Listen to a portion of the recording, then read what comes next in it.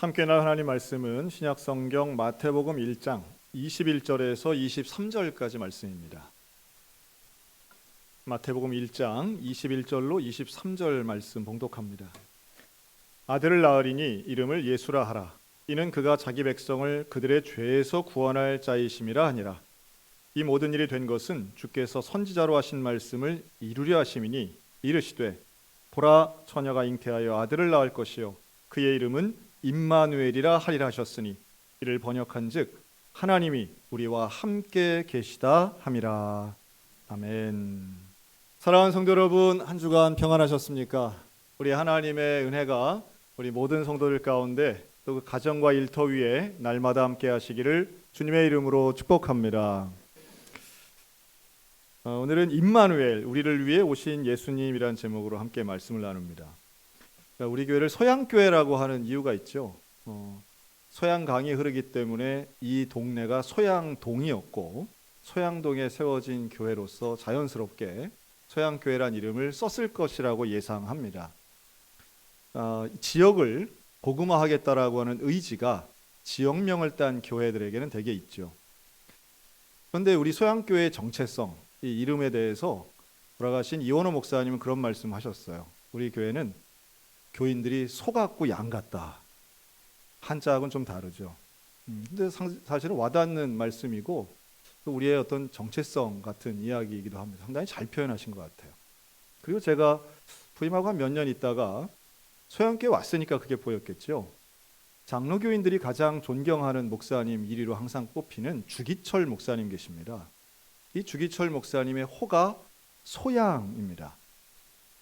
스스로 정하신 건데요.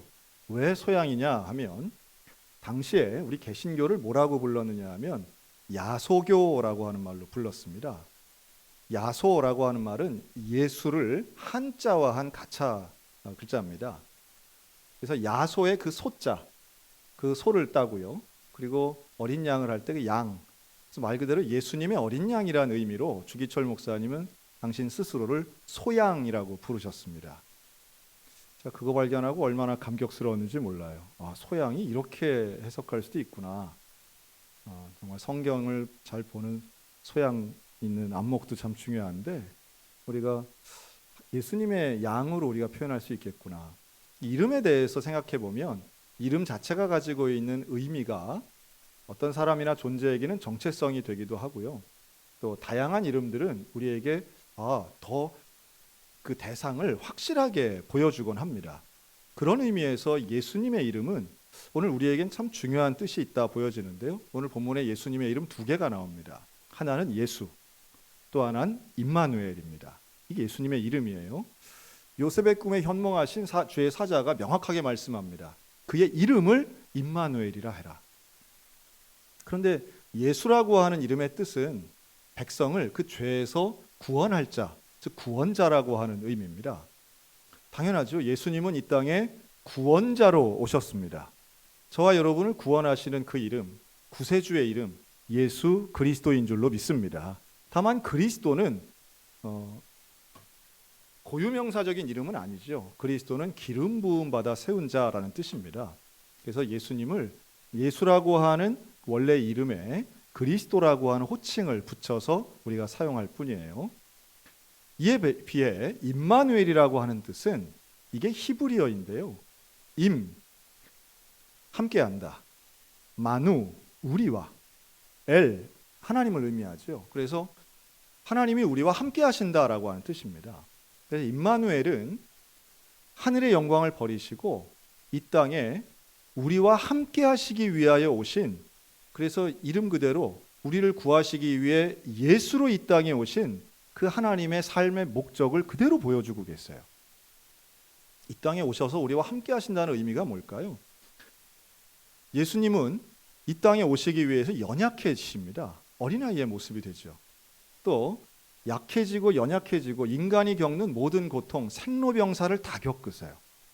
하나님은 이런 걸 겪지 않아도 되시는데 우리와 함께 하시기 위해서 그걸 다 겪게 되신다는 거죠. 이것을 우리는 그 성육신, 이 고통과 고난을 경험하기 위해서 아예 그걸 전제로 하고 이 땅에 오신 그 예수님을 우리는 가장 겸손한 분이라고도 이야기하고 그분 때문에 우리는 진짜 구원받았다라고도 말합니다. 또 가장 인간의 모습으로 오셨기 때문에 우리를 이해하시고 우리의 아픔과 고통에 대해서 동참하실 뿐만 아니라 그 누구보다도 잘 아시는 분이 바로 예수님이십니다. 근데 여기서 중요한 개념은 함께 한다는 거겠죠. 임마누엘의 개념은 함께 하는 겁니다. 여러분, 함께 하는 건 누구와 함께 하나요? 나랑 좀 꼴 보기 싫은 사람과 함께 하고 싶습니까? 그렇지 않죠. 보고 싶은 사람, 사랑하는 사람, 관심이 있는 사람과 함께 하고 싶은 건 너무도 당연한 이야기입니다. 아마 모르긴 해도 오늘 한국교회 강단에서 월드컵 얘기 제법 많이 나오리라고 생각을 합니다. 예수님의 복음과는 별로 상관이 없는데 우리는 월드컵만 얘기하면 20년 전 2002 월드컵만 그냥 전설같이 맨날 얘기하는데요. 왜 그럴까 생각을 해보니까 그때 우리가 젊었었구나 하는 생각을 합니다. 모르긴 해도 월드컵 해도 안 본 분이 태반이실 거고요. 그 시간에 분명히 주무신 분들 많았을 거고 요즘에 누가 모여서 응원하나라고 하지만 지난 경기 때 우리 교회는 청소년 예배실에 청소년만 신청 인원이 40명이 넘고 우리 청년들 교사들에서 정말 많은 인원이 함께 모여서 함께 응원을 했습니다. 당연히 이제 부모님도 허락도 받고 그랬죠. 그리고 모여서 우리 교육위원회가 제공한 치킨 수십 마리를 뜯어 먹으면서 애들이 이제 신나게 응원을 했습니다. 근데 제가 이런 질문을 한번 드려볼까요? 여러분, 걔네들은 축구를 그만큼 사랑하는 애들이 다일까요? 아니면 요즘 말로 축잘못, 축구에 대해서 잘 모르는 애들도 있을까요? 네. 정말 애들이 그 밤에 너무 신기한 건 경기 시작 후에 오는 아이는 한 명도 없어요. 지각한 애가 하나도 없어요. 너무 놀랍더라고요. 예배 시간에 이렇게 준 거지. 그것도 미리 온 정도가 아니라 몇 시간 전부터 와가지고 신이 났어요. 좀 이런 말 하면 좀 그런데 어떤 애는 축구화를 신고 왔더라고. 반바지에. 이 추운데. 누구라고 얘기 안 해요. 다 성가대 다 있어요. 야, 니도 이 정도일 줄은 몰랐다. 그래서 이제 물어봤어요. 거기 있는 특별히 이제 타겟이 된 여자 중학생, 여자 고등학생 아이들에게 제가 물어봤습니다. 질문 하나면 게임 끝이에요. 너희들 손흥민 말고 아는 선수 이름 하나 대봐라. 손흥민 말고. 그랬더니 한 명 정도 되고 요즘 뜬 선수 있잖아요. 말고 아무도 몰라요. 반면 우리 남학생들은요, 우리나라 팀뿐만 아니라 포르투갈 애들 이름을 다 알더라고요. 브라질 선수, 그 발음 어려운데 어떻게 이걸 다 외우고 있냐. 생년월일까지 줄줄 꿰고 있어요. 그래서 제가 애들이 몰랐던 거 하나 가르쳐 줬습니다. 이번에 마지막 역전골을 넣었던 황희찬, 손흥민 둘 다 우리 춘천 후평동에서 태어났죠. 춘천 듀오 손흥민, 황희찬. 물론 황희찬 선수는 태어나긴 후평동에 태어나고요. 학교는 부천 가서 이제 초등학교 나오고 중학교 나왔더라고요. 그래도 우리는 이제 그렇게 생각하는 거죠. 우리는 이제 후배다 이러고선 일 거다 했더니 하여튼 저는 그렇게 하고선 기도해주고 치킨 먹는 거 보고 저는 집에 가서 잤습니다. 축구를 안 봤어요. 근데 아이들이 얼마나 좋아하는지 저는 이게 어떤 변치 않는 원리인 것 같더라고요. 어떤 원리냐면 여러분, 아이들은 젊을수록 어디를 좋아할까요? 1번 화려한 곳, 2번 깨끗한 곳, 3번 또래가 모여있는 곳. 당연히 또래가 모여있는 곳으로 가는 거예요. 왜 애들이 안 모이냐? 또래가 없기 때문에 안 오는 거예요. 또래들이 있는 곳으로 모이죠. 나이가 좀 들면 사람 많은데 귀찮아서 안 갈 수도 있는데요. 젊을수록 사람 많은 것 좋아합니다. 그건 너무 자연스러운 일이죠. 그런데 사람 많은 곳에 또래가 없으면 젊을수록 어릴수록 함께 있기가 어렵죠. 지금 딱 교회가 그런 상황이 아닐까 생각이 듭니다. 오죽하면 제가 그 아이들이 그렇게 모여서 응원하는 게 너무 제 마음에 기뻐가지고 제가 오래간만에 그 사진을 이렇게 찍어서 제 SNS에 딱 사진 한 장 올렸거든요. 그랬더니 바로 우리 신문사에서 전화 왔더라고요. 어떻게 모여서 이렇게 응원을 하셨냐고. 제가 이상했어요. 이런 교회가 없는 거예요. 청소년들이 모여가지고 함께 월드컵 응원하고 함께 치킨 먹는 교회가 없는 거예요, 지금. 이 상당히 드문 일이라는 거예요. 불과 몇 년 전만 해도 일반적인 현상이었는데 그렇지가 않은 거죠. 안타까웠습니다. 교회가 크다고 사람 많다고 다 그렇게 되는 게 아니죠. 제가 지난주에 기도 제목을 하나 내서 부탁을 드린 적이 있습니다. 지난 주간에 저는 서울에 있는 명지전문대학의 채플에 다녀왔는데요. 명지학원은 뭐 학원이 조금 좀 위험하다는 소식은 있었지만 괜찮더라고요. 학교 정상적으로 운영이 되고 있고 그 지역에 있는 이화여대, 연세대학교하고 같이 우리나라의 유명한 미션 스쿨들입니다. 기독 사학들이죠. 역사도 오래됐지만 그 재단이 갖고 있는 기독교 정신과 또 학교에 있는 학내 인원들을 복음화하려고 하는 의지가 분명히 보였습니다. 그런데 2010년대가 되면서 많이 달라졌죠. 그러니까 학교에 있는 채플들을 아마 오늘 예배 오신 분들 중에 최근에 대학교 채플 가보신 분 별로 없으실 텐데요. 대학 채플은 더 이상 필수가 될 수 없는 상황입니다. 학점을 부여할 수도 없고 이것을 졸업 요건으로 넣을 수도 없어서 학생들을 채플을 참석시킬 수 있는 어떤 재단, 제재 수단 같은 게 없는 거예요. 그러다 보니 교목실은 최선을 다해서 어떻게든 채플에 참여할 수 있도록 자율성밖에 없거든요. 근데 자기가 자기 발로 올 아이들이 거의 없는 거예요. 그래서 어느 정도까지 나갔느냐, 지금 채플에 참석하면 식권을 다 주더라고요. 그리고 그게 끝날 때쯤에는 스타벅스 쿠폰을 10,000원, 20,000원, 50,000원짜리 쿠폰을 막 행운권 추첨하듯 해서 주니까 그나마도 전교생 7,000명 중에 200명이 나와서 채플을 드렸습니다. 참 귀한 아이들이죠. 저는 미리 알고 있었습니다. 그 채플의 분위기가 어떤지. 이미 많은 목사님들이 가서 마음에 상처받고 왔다는 이야기도 알아요. 단 한 명도 듣지 않습니다. 그럼 뭐 하고 있느냐? 고개 떨구고 스마트폰을 봐요. 이게 2000년대 초반의 모습이라면 뭐 노트북 보고 이런 거, 지금은요 귀에 무선 이어폰을 다 꽂고 있습니다. 아예 듣지도 않습니다. 그러니까 이건 너무 명백하지 않습니까? 보기도 싫고 듣기도 싫은데 다만 나는 시급 5,000원짜리 알바 온 거예요. 와서 앉아있다가 식권 받고 운 좋으면 상품권 하나 받고 나는 가면 좋고, 시간 지나서는 예배가 끝나서 나가는 게 아니라 정해진 시간 50분이 끝나면 51분 되면 그냥 나가는 사람들입니다. 그러니 어떤 예배가 되겠어요? 그러니 어떤 감동이 있겠어요?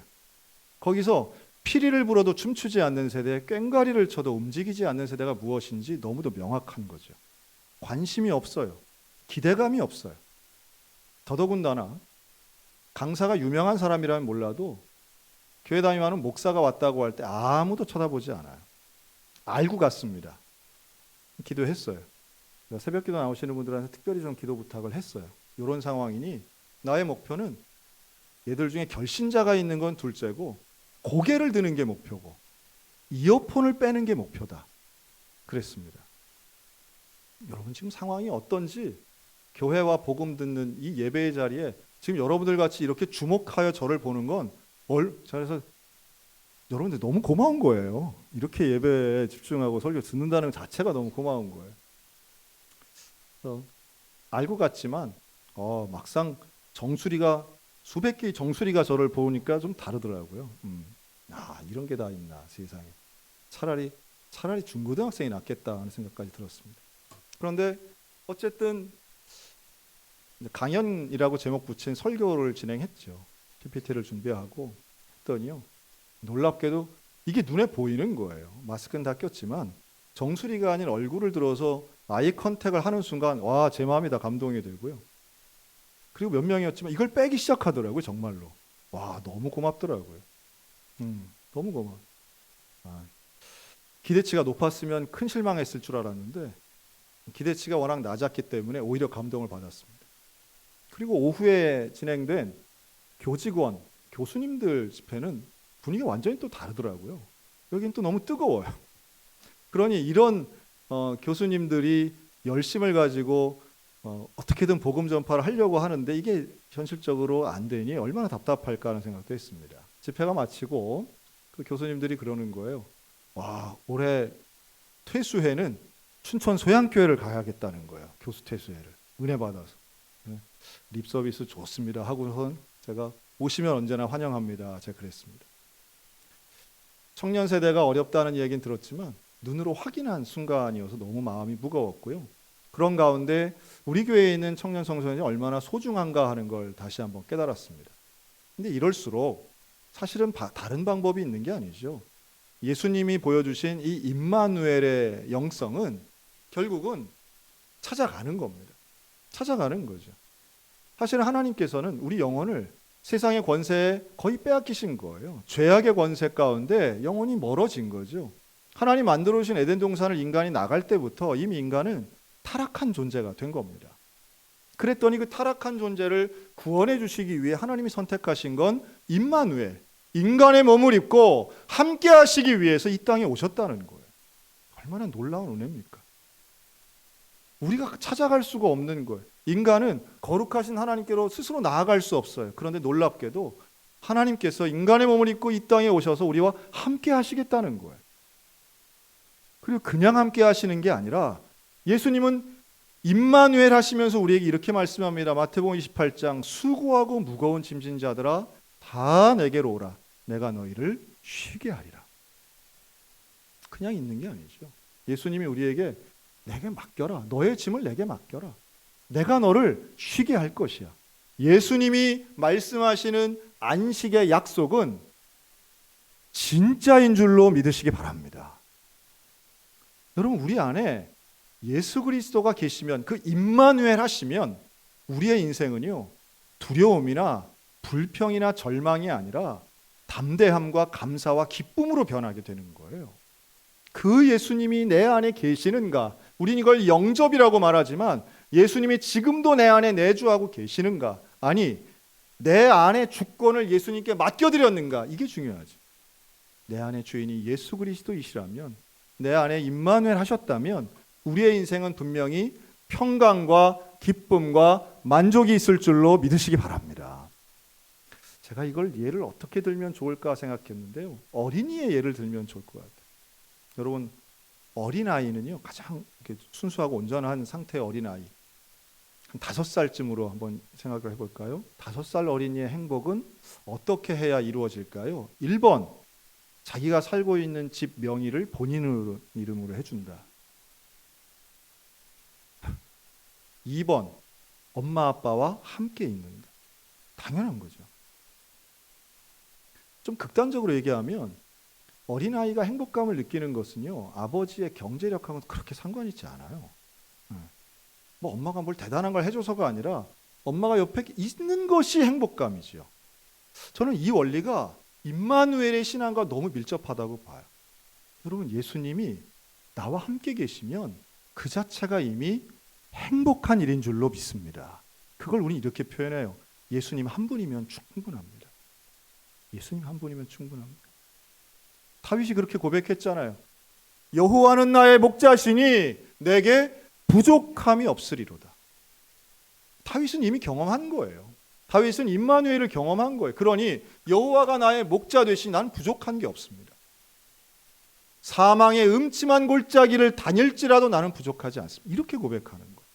상황과 상관없이, 나의 능력과 상관없이 임마누엘 하시면 나는 그걸로 충분하다는 거예요. 한번 따라할까요? 예수님이면 충분합니다. 맞습니까? 진짜입니까?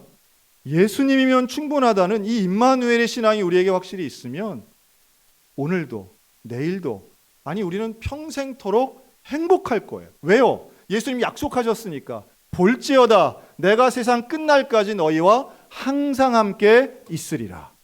예수님 마지막 승천하시면서 제자들에게 하신 말씀이에요. 태어나면서 이름이 임마누엘, 그 임마누엘의 예수님이 우리에게 약속하신 건 내가 너와 언제나 끝까지 함께 하겠다는 말씀이죠.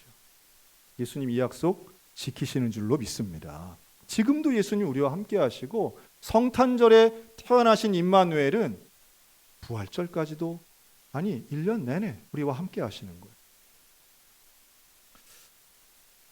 제가 최근에 한 분을 좀 만났는데요. 이분 스토리를 좀 소개하고 마치고자 합니다. 이분의 이름은 한희수라는 분인데요. 이분은 경기도 여주 쪽에서 태어나셨습니다. 아주 가난한 집에서 그것도 시골에 있는 가난한 집에서 태어났는데요. 은혜롭게도 그 집 앞에 교회가 하나 있었어요. 근데 그 교회가 장평 성결교회였습니다. 이 장평 성결교회는 장평리에 있었기 때문에 장평 성결교회인데요. 지금도 있어요, 이 교회는. 근데 이 교회를 출석을 했습니다. 갔는데 교회가 너무 좋은 거예요. 교회 전도사님들은 계속 왔다가 뭐 6개월 만에 1년 만에 또 다른 분이 오시고 했지만 또 때로는 그나마 전도사님도 안 오셔가지고 옆에 있는 군부대 군종병이 와서 예배를 인도하기도 했지만 그러나 교회 가면 행복했고 예수님을 믿게 됩니다. 근데 문제는 아버지였어요. 그 아버지가 너무 핍박을 하시는데 어느 정도로 핍박을 했냐면 성경책을 불태우고 교회 간다고 학교 가지 말라고 그래서 교과서를 전부 다 재래식 화장실 거기다 다 집어넣은 거예요. 옛날 아버지들은 왜 이렇게 극단적이었나 몰라. 그냥 가지마 하면 되지. 그걸 왜 불태우고 막 그 화장실에다 집어넣으면 그거 어떻게? 그냥 아니 화장실에 그 교과서 책두기 하던 시절에 그 들어가면 그거 어떻게 했냐 그랬더니 엄마랑 울면서 그 책을 다시 꺼내가지고 학교 가야 되니까 교과서를 꺼내서 물로 닦아서 햇볕에 말려서 그러면 책이 누렇게 됐대요. 하여튼 그거 가지고 학교 다녔대. 야, 좀 심하다. 네, 어쨌든 이제 그러면서 학교를 다녔는데 너무 가난하다 보니 대학 진학을 못하고 본인은 그렇게 원치 않았지만 어쨌든 큰아들로서의 집안을 위해서 공군 부사관으로 이제 입대를 했답니다. 그래서 군 생활을 한 거예요. 근데 군대 가서는 이제 아버지 핍박은 없었지만 뭐 군대 생활이 그렇게 본인한테 맞지는 않았는데요. 그러나 좋았던 건 군 교회에서의 이제 봉사 생활이었던 거죠. 그래서 군대 안에서 집사님으로 살게 됩니다. 열심히 부사관 생활을 하고요. 그래서 이제 근무지도 옮겼지만 그때마다 교회 가서 봉사를 한 거예요. 그러면서 든 생각은 예수님과 함께하는 게 너무 행복하다. 예수님의 일을 나는 진짜 해야 되겠다. 그래서 40살에 조기 전역을 하고 신학을 이제 공부합니다. 늦은 나이에 공부했지만 행복했다고 해요. 그리고선 목사 안수를 받을 때가 돼서 나는 어떤 목사가 돼야 될까? 이 목사님이 장평성결교회 어린 시절 다닌 교회가 생각이 난 거예요. 그 장평교회 다 좋았는데 목사님이 너무 자주 바뀌신 거예요. 전사님들이. 그래서 사람이 아무리 적어도 시골에 있는 교회에 가서 목회자가 안 바뀌는 것으로 은퇴할 때까지 그렇게 사역하는 목사가 돼야 되겠다. 함께하는 목사가 돼야 되겠다. 그래서 연결된 교회가 강원도 화천군 간동면에 있는 동산교회였습니다. 12년 전 이 동산교회로 부임한 한희수 목사님 이야기예요. 왔더니 정말 말 그대로 간동은 뭐 지금도 간동면이 뭐 그렇게 크진 않잖아요. 그 안에 있는 아주 작은 동네인데 산마을 동네고 집이 뭐 채 50호도 되지 않고 그런데 사는 분들은 100명도 되지 않는 이제 그런 마을입니다. 웬만한 고층 아파트 한 동에 반도 안 되는 거죠. 근데 그 안에서 그 교회는 동산교회는 7명 정도 그 주민들이 나오시더래요. 다 고령자셨죠. 이분들을 모시고 그냥 목회를 한 거예요. 근데 이 목사님 뭐라고 그러시냐면 저한테 목사님 저는 목회 계획이라는 게 없습니다. 내년에 뭘 할지 뭐 다음 달에 뭐 이런 계획이 일체 없습니다. 그러시는 거예요. 목회 계획이 없으면 어떻게 목회하세요? 그랬더니 그냥 우리 할머니들이랑 같이 있는 거예요. 그러시더라고요. 전 순진하게 그냥 진짜로 그냥 같이 있는 줄 알았어요. 그게 아니시더라고요. 이분이 하여튼 군 출신은 그거 숨길 수가 없는 것 같아요. 군복무했던 그 부지런함과 성실함은 우리 군 전역자들에겐 공통점이신 것 같아요. 뭘 하나 하면 끝까지 하는 거죠. 왔는데 그 간동면에 있는 목사님들과 함께 힘을 합해서 장수식당이라는 걸 운영을 합니다. 그 뭐냐 하면 고령자분들에게 식사를 대접하는 거예요. 지역 어르신들에게. 그래서 정기적으로 이 장수식당을 운영하고요. 또 한글을 모르는 분들에게 한글을 가르쳐 드리는 한글 학교를 한 거죠. 이걸 혼자 한 건 아니고요. 지역에 있는 다른 목사님들, 대표적으로 우리 간동 성결교회 심성우 목사님, 지금 계신 전광병 목사님과 함께 연합해서 이렇게 일들을 진행을 하셨더라고요. 참 훌륭하죠. 그래서 놀라운 것은 지난 2017년에 기독교 윤리실천운동이라고 하는 단체가 있습니다. 기윤실이라고 하죠. 여기서 좋은 교회로 뽑혀서 서울 가서 상을 받아오셨더라고요. 제가 놀란 게 두 가지예요. 하나는 기윤실이 교회 상을 다 주네. 이게 하나고요. 그런 상이 있는지도 전 몰랐거든요. 두 번째는 와, 그런 간동면에 있는 시골 교회를 어떻게 알고 상을 다 주나. 이 목사님은 하여튼 그 받은 상금이 너무 고마워가지고 그 상금으로 또 장수식당 다 운영했다는 거예요. 그래서 제가 보면서 그런 생각이 들더라고요. 아, 이 항상 목회라고 하는 것도 늘 비교되거든요. 교회가 크기와 규모에 따라서 비교되고 목회자의 역량이라는 것도 사실은 뭐 얼마나 성장시켰냐 이런 거 가지고 비교하는 게 어제 오늘의 이야기가 아닌데, 그러나 목회의 본질이라고 하는 건 그런 규모나 얼마나 성장했느냐 하는 수치와는 다르게 결국 그 안에 이런 화천 동산교회 같이 보여주고 있는 뭐 여전히 교인의 숫자는 변하지 않아요. 각 비슷합니다. 그러나 그 안에서 하고 있는 분명히 하나님이 기뻐하실 만한 함께하는 사역, 이게 참 중요한 게 아닌가 하는 생각을 해요. 우리도 마찬가지죠. 그게 바로 임마누엘의 영성이 아니겠느냐라는 거죠. 오늘 우리들에게 보여주시고 말씀하시는 예수님의 이 임마누엘이라고 하는 이름은 똑같습니다. 우리가 찾아가는 거죠. 우리가 이기적인 생각이 아닌 하나님의 은혜와 하나님께서 하늘의 영광을 버리고 이 땅에 오신 그 임마누엘 하신 영성을 우리의 삶에만 적용시켜도 분명히 많은 것이 변화될 것이고, 또 나의 주장이나 나의 이기심이 아니라 하나님의 마음을 온전케 하고 시원케 해드리는 사람들을 통해 오늘도 많은 인생들은 변화될 거라고 저는 믿습니다. 삭개오가 대표적이죠. 삭개오는 그 전까지는 돈만 따라간 사람이라면 예수님을 만나고 임마누엘을 경험한 후 그는 자기가 스스로 죄인임을 고백하고요, 자기가 그토록 아끼고 움켜쥐었던 돈을 갚아주고 변상하고 나눠주는 삶을 살게 되더라는 겁니다. 오늘 우리에게 정말로 필요한 내 인생에 정말 진정한 변화를 가져오는 귀한 가치, 바로 이게 임마누엘 안에 있는 줄로 믿습니다. 우리 주님이 나의 안에 들어오셔야 되고 내주하시는 주님과 함께 살아야 하고, 그리고 그걸 통해서 예수님 한 분이면 충분합니다 라고 하는 고백은 결국 내 인생의 기쁨과 감사와 행복으로 드러난다는 거예요. 억지로가 아니라 예수님이 내 안에 계시는 임마누엘을 통한 참된 인생의 행복과 변화를 경험하는 저희 여러분들 다 되시기를 주님의 이름으로 축원합니다. 아멘. 기도하겠습니다.